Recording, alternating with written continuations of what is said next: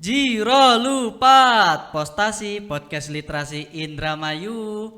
Assalamualaikum warahmatullahi wabarakatuh. Bertemu lagi bersama kita di program Podcast Literasi Indramayu. Persembahan dari Dinas Perpustakaan dan Arsip Kabupaten Indramayu. Kembali lagi bersama saya Ariki Rifki Mustafa yang akan memandu podcast kita pada kali ini. Dan pada kali ini masih spesial, rangkaian dari edisi Ramadan. Nah, makanya baju kita masih muslim nih gitu. Dress code kita masih muslim, menandakan bahwasanya vibes untuk episode kali ini adalah masih rasa Ramadan nih, bau-bau Ramadan. Dan spesial juga pada kali ini, selain karena edisinya yang spesial, kita juga kedatangan narasumber yang spesial juga, yaitu selamat datang pada Ning Alfa. Ya, selamat datang. Assalamualaikum Mak Arik. Ya, waalaikumsalam warahmatullahi wabarakatuh. Gimana kabarnya, sehat? Alhamdulillah sehat. Kita ketemu lagi ya setelah sekian episode bertemu lagi dengan Ning Alfa ini. Dan kemarin-kemarin kita ini kan ngebahas tentang puasa ya kan, puasa Syawal, terus ada juga zakat fitrah ya kan. Nah, pada episode kali ini pengen ngebahas apa nih? Pengen ngebahas yang masih ada kaitannya dengan Ramadan, yaitu Nuzulul Quran dan Lailatul Qadar. Tapi kita bahas Nuzulul Quran dulu, Kak.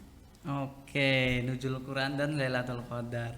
Nah, ini berarti nuansa-nuansa malam Ramadan gitu ya. Yeah. Nah, emang Ramadan ini sangat luar biasa karena 24 jam itu aktivitasnya ada semua gitu ya. Amalan-amalannya tuh ada semua di situ.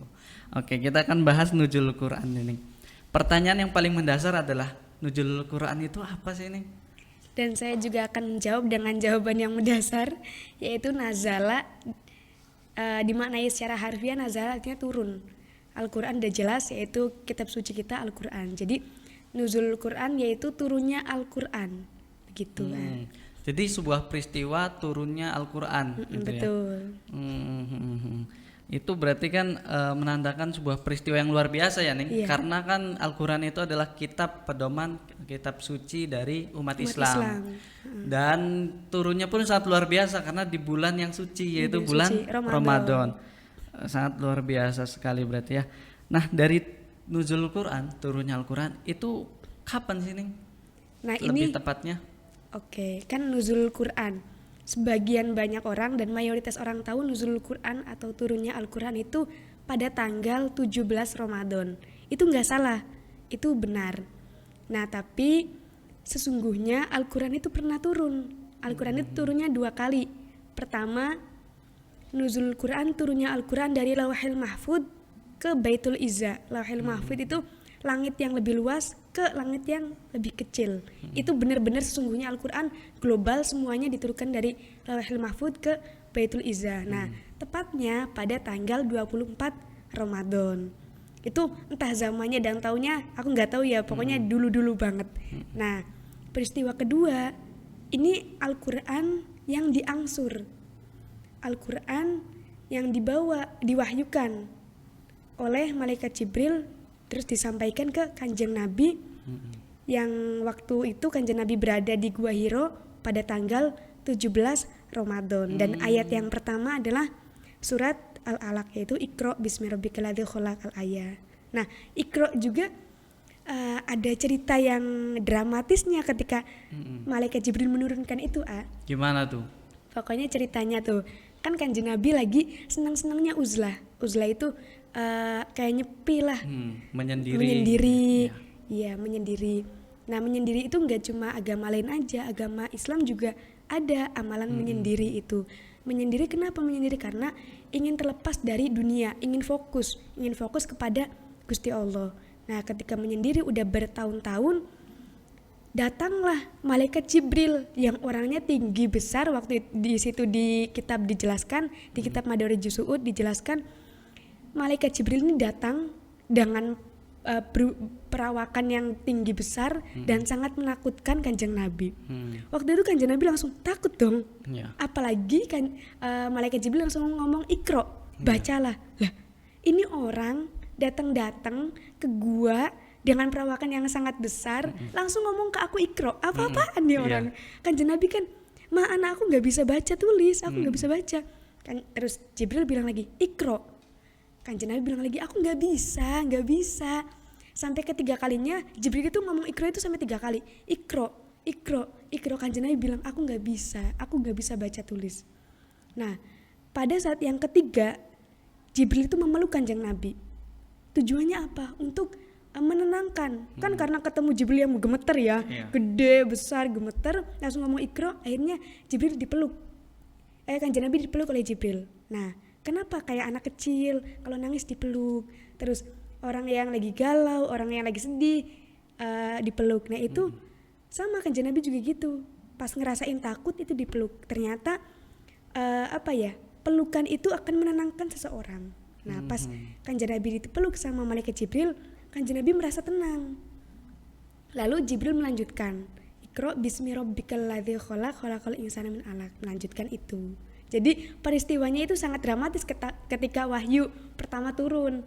Nah, kan waktu itu Kanjeng Nabi masih berstatus sebagai nabi. Ketika wahyu turun, Kanjeng Nabi menambah status menjadi rasul. Jadi nabi dan rasul karena menerima wahyu pertama itu di Gua Hiro pada tanggal 17 Ramadan begitu. Berarti turunnya Al-Quran itu tidak sekaligus satu kitab itu ya, karena kan yang saya pikir itu gini nih, sebenarnya yang diungkapkan oleh orang setiap tahun gitu di bulan Ramadan tuh nuzulul Quran gitu, bukan nuzulul ayah kan, karena kan konteksnya itu kan setahu saya itu Al-Quran itu turun secara berangsur-angsur gitu terhadap Kanjeng Nabi. Loh, ini gimana turunnya gitu? Apakah langsung satu kitab gitu kan? Apa gimana dari langit ke bumi gitu kan?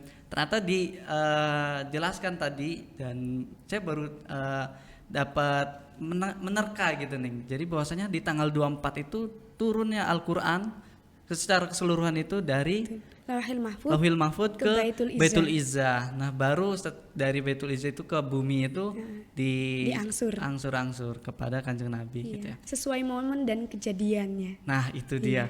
Jadi dari situ saya berpikir, ini skenario yang luar biasa gitu. Betul. Sebenarnya setiap kejadian yang dialami oleh manusia itu sebenarnya Tuhan sudah mempersiapkan gitu.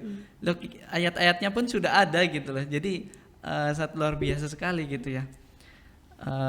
Jadi itu menjawab bahwasanya Tuhan itu tahu bukan setelah kejadian gitu, tapi sebelum kejadian itu sudah tahu gitu.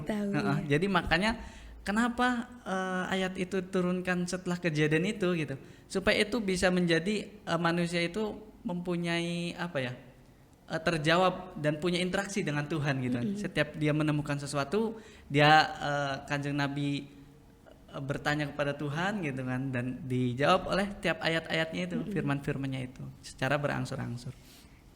Nah, Quran itu beda kayak Quran. Oh, gimana? Kalau Quran itu keterangannya untuk hal yang udah lalu dan akan datang. Kalau Quran, contoh, ada berita demo pada tanggal 11 April.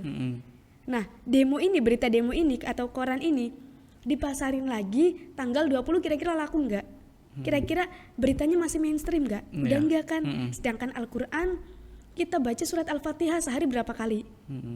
Terus kalau misalnya tahlilan ada Fatihah, terus kirim doa ada Fatihah, itu tidak akan membosankan kita, justru semakin menyenangkan dibacanya. Nah, itu perbedaan Quran dan Quran. Kalau Quran menerangkan sesuatu atau kejadian atau polemik yang sudah lalu dan akan datang, dan ketika kita mengulangnya justru semakin senang. Sedangkan Quran kejadian yang lalu aja, dan ketika kita baca terus akan membosankan gitu. Itulah kenapa Kanjeng Nabi itu menjadi penutup para nabi gitu, Khatamul Anbiya gitu kan ya, karena kitab yang dibawanya itu relevan sampai akhir zaman gitu, menjawab problematika hingga akhir zaman itu. Iya, dan itu juga menunjukkan bahwa Al-Quran itu bukan dari Kanjeng Nabi, tapi Al-Quran itu dari Allah murni. Kalau misalnya dari ucapan Kanjeng Nabi, kan Kanjeng Nabi nggak tahu kita ini sekarang butuhnya apa, generasi milenial sekarang butuhnya apa. Sedangkan Allah tahu kejadian yang nanti bahkan anak cucu kita alami kejadian apa, Allah tahu. Makanya Allah mempersiapkan Al-Quran. Nah, waktu itu kan ada orang Quraisy juga yang pengen menandingi Quran dengan bikin surat Al-Fil tuh gajah. Terus kan nggak bisa, karena apa? Ya emang itu tuh bukan bikinan manusia, Al-Quran itu benar-benar wahyu Allah.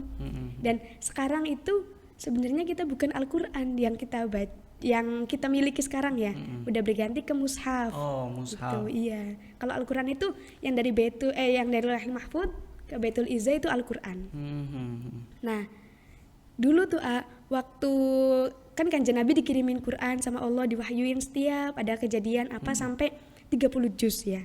Terus banyak sahabat-sahabat yang menghafalkan Al-Quran. Dan Al-Quran juga ditulis di pelepah kurma, terus di batu-batu, kulit unta, tulang unta, dan lain-lain.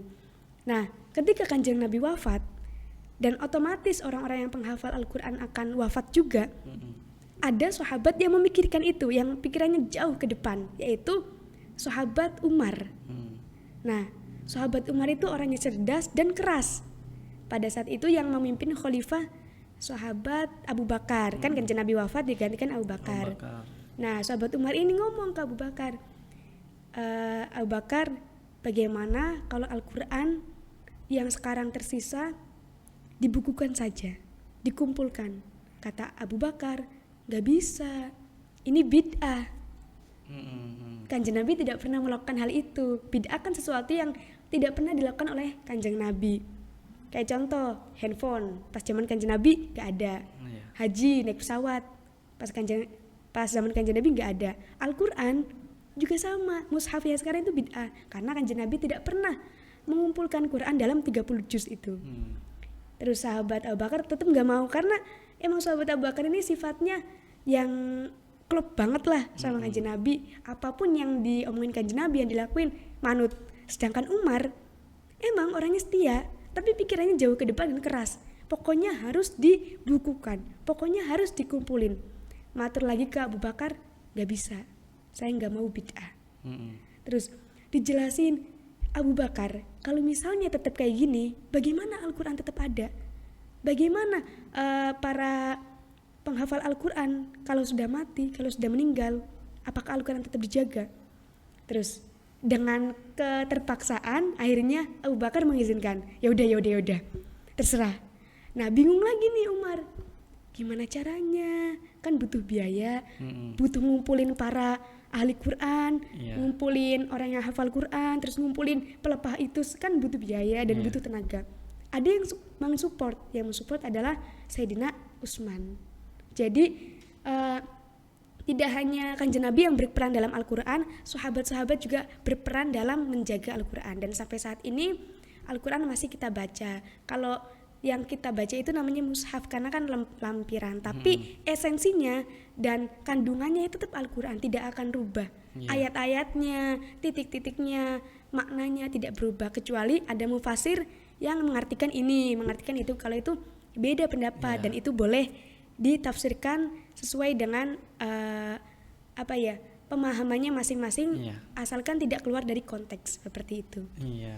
Jadi kalau untuk penafsiran sendiri itu kan biasanya terbatas oleh sudut pandang dari seseorang itu, pengetahuan seseorang dan sesuai kebutuhan letak geografisnya kan seperti itu nih ya.